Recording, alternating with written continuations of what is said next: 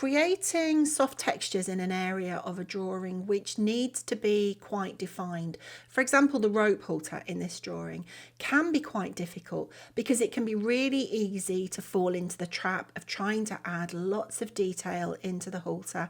That can make the textures of the rope lose the softness that you've worked really hard to achieve in the rest of the drawing. If that's something that you struggle with, then this video is going to be for you. I'll explain how to get realism in the rope, but also keep the soft feel of the rope and to make sure that the textures of the weave are soft and subtle. As always, I'll be sharing tips and techniques along the way, so sit back and over the next 10 minutes I'll guide you through how I drew the noseband of the halter on this horse drawing. So I'm going to take you through how I draw the noseband of the rope halter, but the process is exactly the same for every section of this halter. I work in the same way. I start by looking at the lightest colours that I can see in the reference photograph.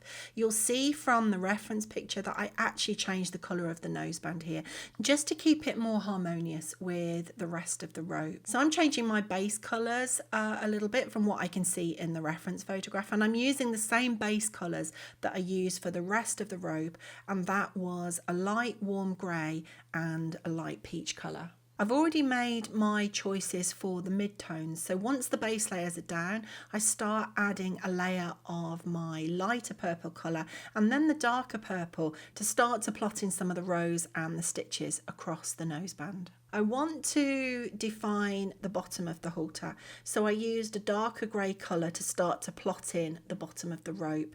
I'm using a soft uneven line to create a soft edge that starts to add some subtle dimension into the noseband. Once I've got some of the purples in place, I want to start to gently remove out some of that pigment to draw in the suggestion of the stitches. And this is where I use my precision cutter from the slice tool range, but you could use a craft knife to achieve the same results. And one thing to point out here, that I'm working on hot press paper, so the slice tool or the craft knife, whatever you decide you want to use, will only take the pigment off back to that very first layer of pencil down on the paper.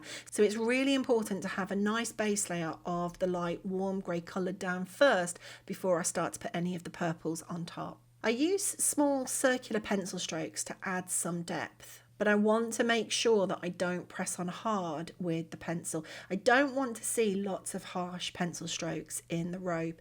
If I can keep my pencil strokes light, I can make the blending process much easier later on. If I've pressed on really hard with the pencil in the under layers, it'll be much harder to blend those upper layers at a later date. I want to think about perspective because that will of course add to the realism. So the stitches will start to get smaller and closer together the further away they get from the camera or from the viewer's eye. And of course they're going to be more defined the closer to the camera or to the viewer's eye that they are, because they'll be a little bit more in focus. And each little mark looks quite defined at the minute as it goes down, but I'll soften these marks with a light colour pencil as I add some colour into the stitches later on. Once those stitches are in place, I want to add a darker purple pencil to add some depth underneath each little stitch.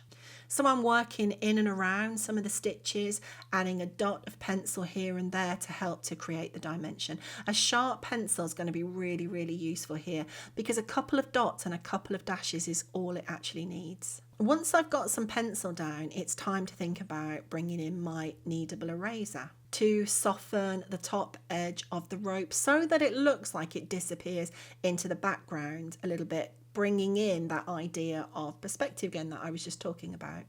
I use the eraser to tap along the edge to remove some pigment just a little bit at a time until I've removed enough pigment to make the edge of the rope look like it's disappearing into the background.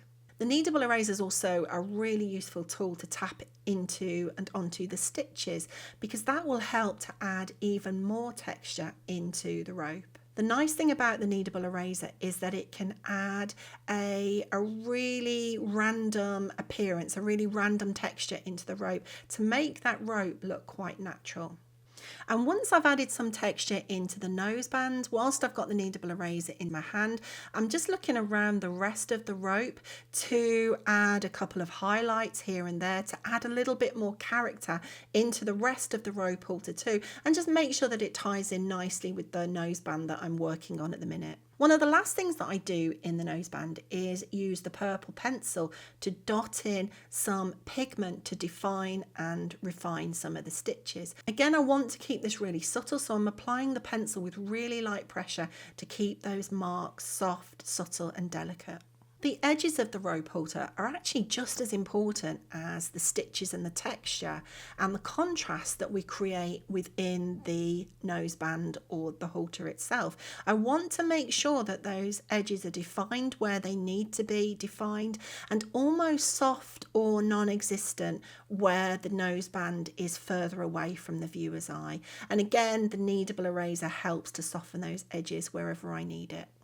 One thing I don't want to do with this halter is to try to put every little bit of detail in. It's a case of adding just enough so that we know what we're looking at, so that the rope halter is believable, but not too much that the halter dominates the rest of the face. I want it to look natural on the face. I don't want it to take over or look like it isn't actually part of the drawing. So this is where those soft marks that I've been talking about, those soft pencil marks, are absolutely essential. Once I'm happy with the look of the halter and the texture in the halter, I need to make sure that it looks as if the halter's actually sitting on the horse's face. It's important that I pay attention to the reference photograph to make sure that I observe the shape and the value and the edges of the shadows in and around the halter and each part of the rope. If the shadow is too large or too dark, it'll make the rope look as if it's sitting too far away from the face, or making it look like the light might be in a different place to how the light is showing on the rest of the horse's face. The shadows need to follow the peaks and the troughs around the bone structure of the face to make sure that it looks like it's actually sitting correctly. Observing the reference photograph tells me that there are points along the bottom of the halter where the shadow actually moves away from the rope, and that's because the rope's sitting over and around the bone structure of the horse's face. So I want to represent that and replicate that in the finished drawing. The values that I'm using for the shadows are darker than the rope, but I still want to make sure that they're subtle, so I don't want to make them too dark. I want a nice soft transition from the edge of the halter and out and into the horse's face. It's also really important that I make sure that the pencil strokes that I use for the shadows go in the same direction as the rest of the fur stroke, because the shadow is still made up of fur, just a slightly darker value. Okay, that's it. Really hope that you have found the suggestions in this video useful and that you can transfer them into your own drawings. If you want to have a go at drawing the full horse and the rope halter, you can find the full tutorial over on my Patreon channel now, and I'll leave a link to that in the description. If you've got any questions then, of course, feel free to put them in the comments. I'm very happy to help in any way that I can. If you've enjoyed this video, then don't forget to give it a like and let me know in the comments if you found it useful. I'd be really interested to know if that was a useful video for you. So I'll leave it there and see you next time. Bye for now.